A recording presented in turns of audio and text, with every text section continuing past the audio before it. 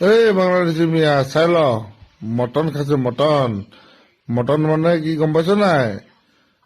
ছাগলী মাংস চাহ চাহ চাহ চাহ চাহ এই বাংলাদেশী মিয়া চাহ ছাগলী খাইছো তহঁতি কেতিয়াবা খাই পাইছ জানো লেট্ৰিনৰ গু বাহিৰে এইটো হৈছে বাংলাদেশী মিয়া মেখেলা পেটিকোট পিন্ধি থকা এটা মাদাৰ চুড হয়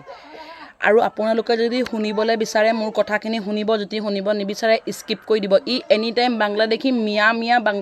মিয়া বুলি প্ৰতিটো ভিডিঅ' বনাই বনাই ভিউজ লৈ আছে যদি কেতিয়াবা ক'ৰবাত বাংলাদেশী মাকচুদো কৈছে ক'ৰবাত কেতিয়াবা বাংলাদেশী মানুহক গু খাবলৈ কৈছে বাংলাদেশী মানুহে হেনো গু খাই আছে তোক কৈছোঁ তই মাৰৰ হাগি দিয়া গু খাই আছ তই ছাগলী মাংস নাই খোৱা তই গু খাই আছ বাংলাদেশী মিয়াই গৰু খাই আছে